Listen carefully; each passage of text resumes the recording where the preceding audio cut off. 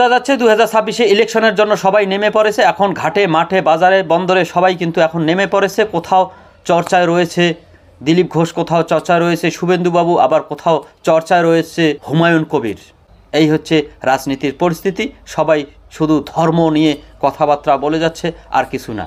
এখন আবার চর্চায় উঠে এলেন দিলীপ ঘোষ। হ্যাঁ, কেন বলছি এখন আবার চর্চায় উঠে এলেন দিলীপ ঘোষ? দেখা যাচ্ছে সোশ্যাল মিডিয়ায় প্রতি মুহূর্ত প্রতি ক্ষণে দেখা যাচ্ছে দিলীপ ঘোষকে। কদিন আগে যেটা আমরা দেখতে পেয়েছিলাম শুভেন্দু অধিকারীকে, কিন্তু না, এখন দেখা যাচ্ছে দিলীপ ঘোষ। কেন? খড়গপুরে যে ঘটনাটি হয়েছিল, মহিলাদের সঙ্গে টক্কর লেগেছিল দিলীপ ঘোষের, সেই দিলীপ ঘোষ গাড়ি চাপা দেওয়া কথা থেকে শুরু করে, তাদের গলা কাটা থেকে শুরু করে, তাদের বাপ তুলে পর্যন্ত কথা বলেছিল সেই মহিলাদের সঙ্গে। সেখান থেকেই শুরু আবার দিলীপ ঘোষের বাড়ির বাইরে কিন্তু তাদের টিএমসি কর্মীদের আন্দোলন। টিএমসির কর্মীদের বক্তব্য হচ্ছে তিনি গালি দিয়েছিলেন, এখন তার বাড়ির সামনে রয়েছি, আমরা দিলীপ ঘোষের বাড়ির সামনে রয়েছি, দিলীপ ঘোষ কী করবেন এখন আমাদেরকে? যে দিলীপ ঘোষের এখন কি সুর নরম হতে পারে? দিলীপ ঘোষের কিন্তু এখনও সেই মেজাজ কিন্তু বলে ফেলেছেন যে আমরা কখনো সুর নিচে করব না। এবং যে সমস্ত মহিলাদের গায়ে হাত দেওয়া হয়েছে বলে অভিযোগ রয়েছে, সেই সমস্ত মহিলাদেরকে নিয়ে কিন্তু টিএমসির বিপক্ষে তারা প্রশাসনে আইনি ব্যবস্থা নিতে পারে বলে হুঁশিয়ারি দিয়েছেন দিলীপ ঘোষ। কখনো কোথাও দিলীপ ঘোষকে দেখা যাচ্ছে চর্চায় উঠে আসছেন, কোথাও কখনো দেখা যাচ্ছে যে শুভেন্দু অধিকারী চর্চায় উঠে আসছেন। কেন? এখন কি তাদের দুজনের মধ্যেই টক্কর? কে এগিয়ে যাবে রাজ্য স্তরে, কে এগিয়ে থাকবে এই রাজ্যের প্রধানমন্ত্রীর ভালোবাসা কে চাচ্ছে, শুভেন্দু অধিকারী না দিলীপ ঘোষ? কে বা পাবে তার ভালোবাসা? এখনও ইলেকশনের কিন্তু অনেক দিন বাকি রয়েছে, তো এত তাড়াতাড়ি কেন তারা নেমে পড়লো? দুজন দুই পক্ষেই নেমে পড়েছে। কোথাও চর্চায় রয়েছেন দিলীপ ঘোষ, কোথাও চর্চায় রয়েছেন শুভেন্দু অধিকারী। এটি একটি কিন্তু বোঝার বিষয়।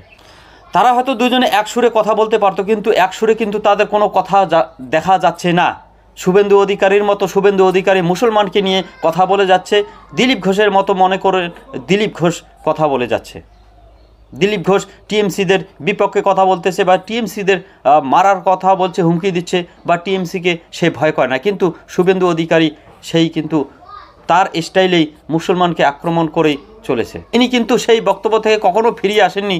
যে চ্যাংধোলা যে বক্তব্যটা তিনি রেখেছিলেন, সেটা থেকে কিন্তু কখনো তিনি ফিরিয়ে আসেননি। তার মাঝখানটে আরেকটি কথা উঠে এলো, সেটি হচ্ছে ভারতবর্ষে হিন্দুরাই রাজ করেগা, जो हिंदू के हित में काम करेगा ওই পশ্চিম বাংলার মে রাজ করেগা। এর মানে কি?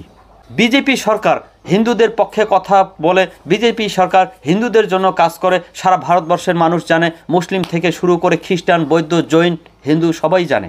হিন্দুদের হয়ে বিজেপি কথা বলে, সবাই জানে। তারপরও আবার কেন শুভেন্দু বাবুকে এরকম কথা বলতে হচ্ছে যে হিন্দুকে হিত মে जो काम करेगा ওই পশ্চিম বাংলার মে রাজ করেগা? ভারতবর্ষে যে স্তরে যাবেন সেখানেই দেখা যাচ্ছে হিন্দু ভাইরাই 99%, 99% চাকরিজীবী থেকে শুরু করে সবাই হিন্দু ভাইরাই রয়েছেন। তারপরও হিন্দুরাই রাজ করেগা, এর মতলব কি? এর আগে হিন্দুরা রাজ করেনি, এখন মুসলমানদের হাতে রাজ রয়েছে কি? এরকম কোথাও দেখা যায় কি? না। তারপরও কেন তাকে এরকম বক্তব্য দিতে হয়? 2026-এর বহুদিন এখনও রয়েছে, এখনও 9টি মাস পরে রয়েছে 2026-এর। তার মধ্যেই তাদের বক্তব্য নিয়ে কিন্তু তুর কালাম, তাদের বক্তব্য নিয়ে কিন্তু প্রতি মুহূর্ত এখন সোশ্যাল মিডিয়ায় দেখা যাচ্ছে। কোথাও শুভেন্দুবাবু, কোথাও দিলীপ ঘোষ।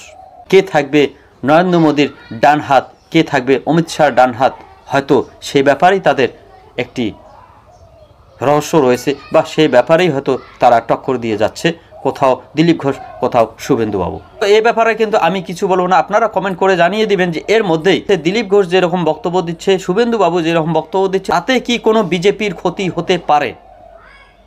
এরকম অবস্থায় বিজেপির কি তাতে ক্ষতি হতে পারে? শুভেন্দুবাবু যেভাবে মুসলমানকে অ্যাটাক করেছিল, বা দিলীপ ঘোষ যেভাবে গাড়ি চাপা দেওয়ার কথা বলেছে টিএমসি কর্মীদের, বা গালা কেটে দেওয়ার কথা বলেছে, যেভাবে বাপ তুলে কথা বলা হয়েছে মহিলাদের সঙ্গে, তর্ক বিতর্কে জড়িয়ে পড়েছেন, তাতে কি বিজেপির কোনো ক্ষতি হতে পারে? আপনারা কমেন্ট করে জানিয়ে দেবেন দর্শকরা, এই বিচার আমি আপনাদের কাছে রেখে দিলাম। তো বোঝা যাচ্ছে 2026 ইলেকশনের জন্য সবাই নেমে পড়েছে। এখন ঘাটে মাঠে বাজারে বন্দরে সবাই কিন্তু এখন নেমে পড়েছে। কোথাও চর্চায় রয়েছে দিলীপ ঘোষ, কোথাও চর্চায় রয়েছে শুভেন্দুবাবু, আবার কোথাও চর্চায় রয়েছে হুমায়ুন কবির।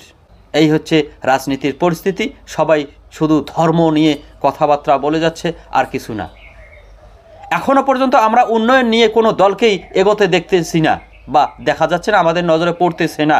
সবাই ধর্ম নিয়েই তর্ক বিতর্ক বা ধর্ম নিয়েই কিন্তু এই সোশ্যাল মিডিয়ায়। ফুরফুরা শরীফে মমতা ব্যানার্জি গেলেন ফুরফুরা শরীফে, এমতো অবস্থায় তাকে নিয়েও একটা চর্চায় রয়েছেন যে ফুরফুরা শরীফে এখন মমতা ব্যানার্জি আসার কী কারণ রয়েছে।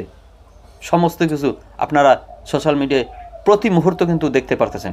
এখনও এই মুহূর্তে আমরা কোথাও এরকম দেখতে পারতেছি না যে কেউ ভারতবর্ষে বা পশ্চিমবঙ্গের উন্নয়ন নিয়ে কোনো কথা বলতেছে, কিন্তু ধর্ম নিয়ে কিন্তু সবাই চর্চায় রয়েছেন।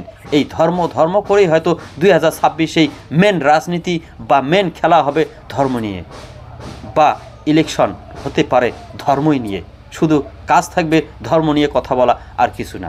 তো ধর্ম নিয়ে রাজনীতি করা, ধর্ম নিয়ে ইলেকশন করা, ধর্ম নিয়েই সমস্ত কিছু বক্তব্য রাখা, কতটা আপনার মন্তব্যে সঠিক, কতটা বেঠিক আপনারা কমেন্ট করে জানিয়ে দেবেন।